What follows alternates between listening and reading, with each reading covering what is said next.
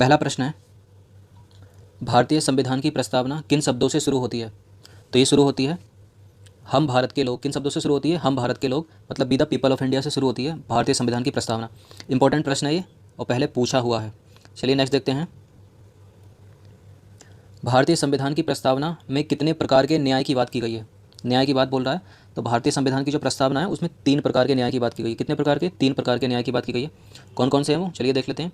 सामाजिक, आर्थिक और राजनीतिक न्याय। कितने प्रकार के न्याय हैं? सामाजिक, आर्थिक और राजनीतिक न्याय की बात की गई है। 3 प्रकार के न्याय हैं। चलिए नेक्स्ट देखते हैं।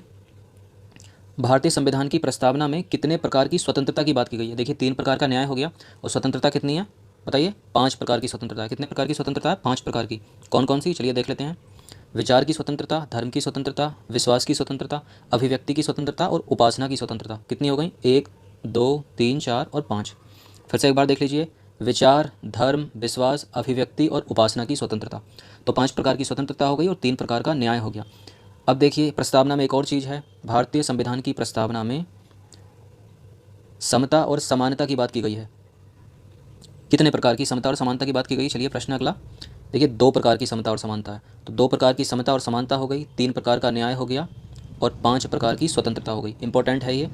स्वतंत्रता हो गई 5 प्रकार की और न्याय हो गया 3 प्रकार का, सामाजिक, आर्थिक और राजनीतिक, और समता या समानता हो गई 2 प्रकार की। उम्मीद है याद हो गया होगा। चलिए कौन कौन सी है समता है वो भी देख लेते हैं। प्रतिष्ठा और अवसर की समता या समानता। प्रतिष्ठा या अवसर की समता या समानता। प्रतिष्ठा और अवसर की समानता।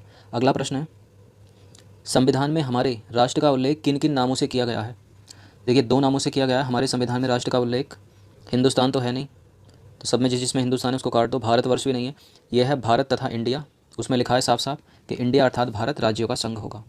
अगला प्रश्न है, संविधान की प्रस्तावना में भारत शब्द का उल्लेख कितनी बार किया गया है?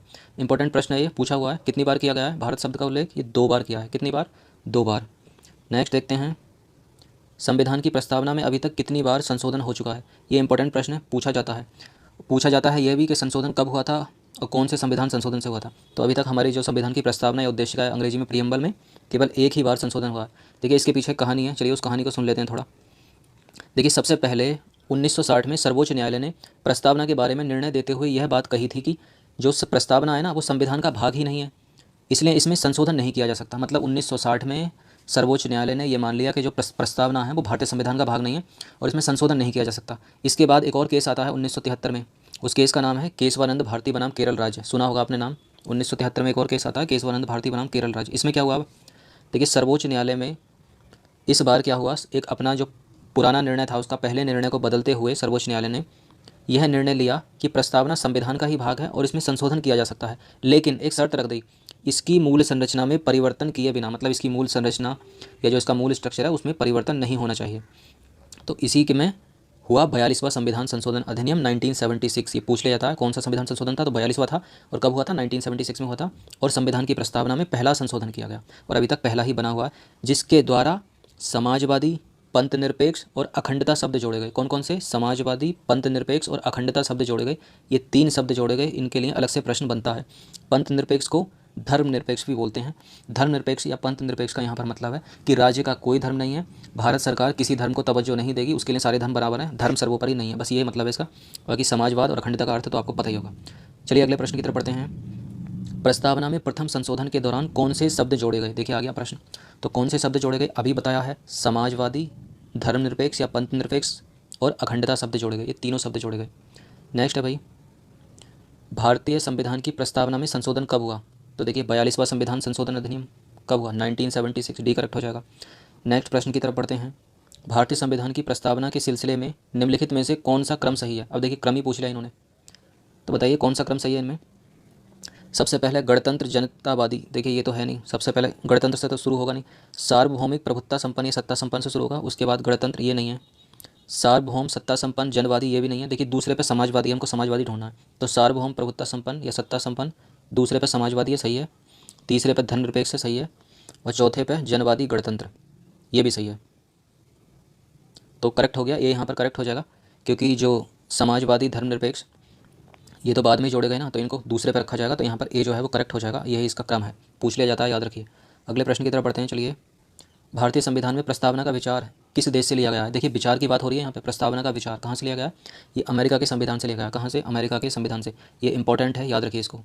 नेक्स्ट है, चलिए, भारतीय संविधान में प्रस्तावना की भाषा किस देश से ली गई है? अब भाषा की बात कर रहा है, पहला विचार था, तो भाषा कहाँ से ली गई है? ऑस्ट्रेलिया से ली गई है। भाषा का मतलब जो लिखित इसका प्रारूप है, ऑस्ट्रेलिया से लिया गया, इंपॉर्टेंट है। तो विचार कहाँ से लिया गया? अमेरिका से लिया गया है। नेक्स्ट प्रश्न की तरफ पढ़ते हैं, इंपॉर्टेंट है ये, मोस्ट इंपॉर्टेंट प्रश्न है, मोस्ट इंपॉर्टेंट। भारतीय संविधान का कौन सा भाग संविधान की आत्मा कहलाता है?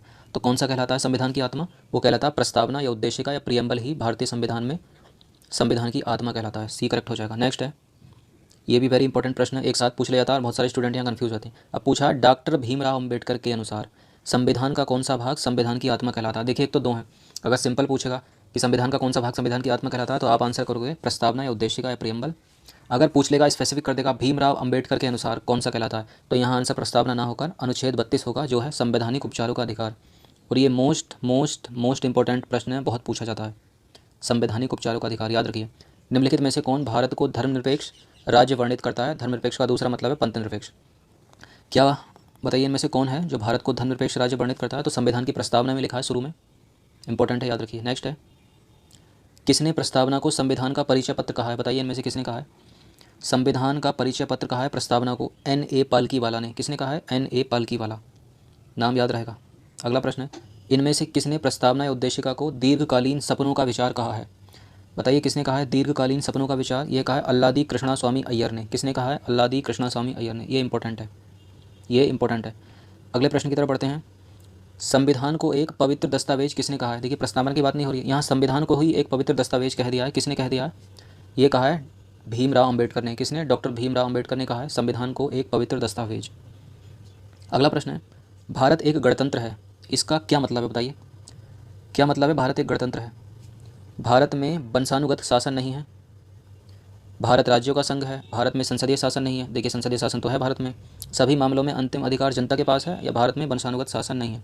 देखिए गणतंत्र का मतलब होता है, गणतंत्र मतलब जनता का शासन, गणतंत्र का मतलब होता है जनता का शासन है, मतलब राज्याध्यक्ष का चुनाव होता है हमारे यहाँ। कोई जो राजतंत्र नहीं है, मतलब जो प्रथा चली आती है ना कि हाँ पहले राजा देश का नेता फिर उसका बेटा नेता, तो ऐसा नहीं है। यहाँ पर हम अपना चुनाव कर सकते हैं। गण का मतलब होता है तंत्र, मतलब लोग, जन का तंत्र, तो जनता का शासन है। इसका मतलब यह है कि भारत में वंशानुगत शासन नहीं है, तो सी यहाँ पर इसका सही अर्थ हो जाएगा। अगला प्रश्न है, निम्नलिखित में से कौन सा शब्द संविधान की प्रस्तावना में नहीं है? बताइए कौन सा नहीं है इनमें से? समाजवादी, पंथ निरपेक्ष, प्रभुत्व संपन्न, लोक कल्याण। तो समाजवादी भी है, 42वां संविधान संशोधन से जोड़ा गया, पंथ निरपेक्ष भी है, प्रभुत्व संपन्न भी है, लोक कल्याण की बात नहीं है संविधान की प्रस्तावना में। अगले प्रश्न की तरफ बढ़ते हैं, 21वां प्रश्न है, भारत में लौकिक सार्वभौमिकता है क्योंकि संविधान की प्रस्तावना शुरू होती है सॉरी, बताइए भारत में लौकिक सार्वभौमिकता है क्योंकि संविधान की प्रस्तावना शुरू होती है हम भारत के लोक शब्दों से। देखिए रिपीट हो गया और इस तरह से ही पूछा जा सकता है। नेक्स्ट है, सभी व्यक्ति पूर्णतः और समान रूप से मानव हैं, यह सिद्धांत माना जाता है किसका? समाजवाद का, अंतःक्रियावाद का, इनमें से कोई नहीं है, सार्वभौमिकता का। देखिए सभी व्यक्ति पूर्ण से समान रूप से मानव है, यह सिद्धांत सार्वभौमिकता का सिद्धांत है। नेक्स्ट प्रश्न है, हम भारत के लोग, be the people of India शब्दों का प्रयोग भारतीय संविधान में कहाँ किया गया है? देखिए इस तरह से ही प्रश्न पूछा जा सकता है, तो कहाँ किया गया है? संविधान की प्रस्तावना या प्रियम्बल या उद्देशिका में ही किया गया है। नेक्स्ट है, संविधान की प्रस्तावना को प्रजातांत्रिक गणतंत्र की जन्म कुंडली कह दिया है किसी ने। किसने कहा है? राजेंद्र प्रसाद नहीं है, अंबेडकर नहीं है, वल्लभ भाई पटेल नहीं, ये है के.एम. मुंशी। तो याद कैसे रखोगे इसको? देखिए कुंडली का कू पकड़ लो आप, कुंडली का कू पकड़ के के.एम. मुंशी का के पकड़ लो, तो इसी तरह से याद हो जाएगा। तो संविधान की प्रस्तावना को प्रजातांत्रिक गणतंत्र की जन्म कुंडली कहा है के.एम. मुंशी ने। डी करेक्ट हो जाएगा, याद रहेगा। कुंडली का के, मुंशी जी का के और कुंडली का कू, लिंक। चलिए अगला प्रश्न है, भारतीय संविधान की प्रस्तावना में निम्नलिखित में से किस स्वतंत्रता का वर्णन नहीं है? देखिए इस तरह से प्रश्न पूछा जा सकता है। तो कितने प्रकार की स्वतंत्रता है? 5 प्रकार की स्वतंत्रता है। तो इनमें से कौन सी नहीं है?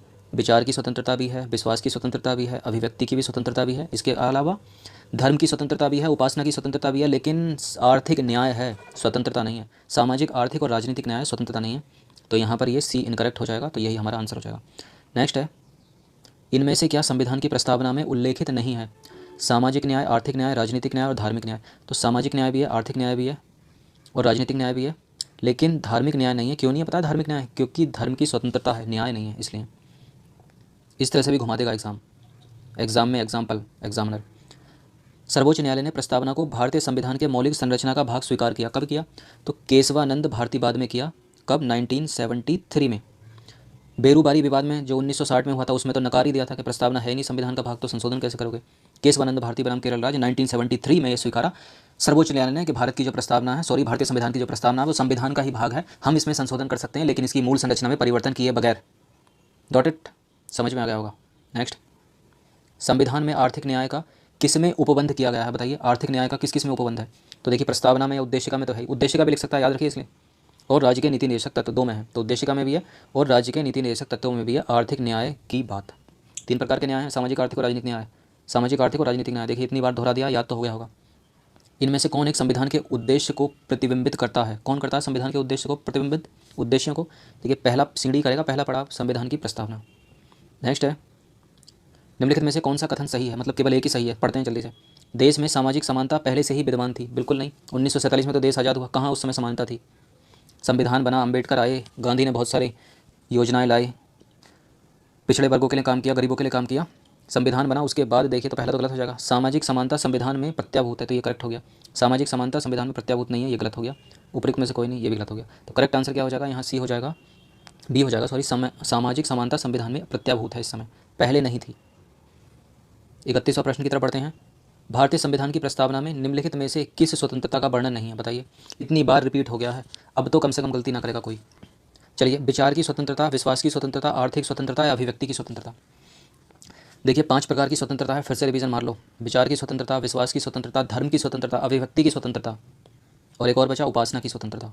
आर्थिक स्वतंत्रता नहीं है, आर्थिक तो न्याय है भैया, तो ये गलत हो जाएगा। तो क्या करेक्ट मारोगे यहाँ पर, कौन सा गलत है इनमें, सही नहीं है, तो सी सही नहीं है, क्योंकि आर्थिक स्वतंत्रता नहीं है, ये आर्थिक न्याय है। इसके अलावा कौन सा, राजनीतिक न्याय भी है और सामाजिक न्याय भी है। अगले और अंतिम प्रश्न की तरफ बढ़ते हैं। भारतीय संविधान की प्रस्तावना में जिन आदर्शों एवं उद्देश्यों की रूपरेखा दी गई है उनकी व्याख्या की गई है आगे, कहाँ की गई है आगे, किन किन में बताइए। राज्य के नीति निदेशक सिद्धांतों में, मौलिक अधिकारों में है, मौलिक अधिकारों में, मौलिक कर्तव्यों में और राज्य के नीति निदेशक सिद्धांतों में, या इसके अतिरिक्त संविधान में कहीं भी नहीं। मतलब इस लाइन का मतलब यह है कि प्रस्तावना के अतिरिक्त संविधान में कभी कहीं भी नहीं, तो ये गलत है, क्योंकि यहाँ राज्य के नीति निदेशक सिद्धांतों में भी देखने को मिलेगा इसका स्वरूप, मौलिक अधिकारों में ही मिलेगा, कर्तव्यों में मिलेगा। तो इसका आंसर क्या मारोगे, जिसमें तीनों होंगे, मौलिक अधिकारों में भी है, कर्तव्यों में भी है और राज्य के नीति के निदेशक सिद्धांतों में भी है, तो सी इसका करेक्ट हो जाएगा। चलिए अब आज का प्रश्न आप लोगों के लिए इंपॉर्टेंट है। प्रतिष्ठा और अवसर जैसे शब्द संविधान की प्रस्तावना उद्देशिका में किस रूप में वर्णित किए गए हैं। इतना समझा दिया है कम से कम, अब तो याद रहेंगे। बताइए, स्वतंत्रता के रूप में, न्याय के रूप में, समानता के रूप में, किसी रूप में नहीं। इसका आंसर नीचे कमेंट करके जरूर बताइएगा।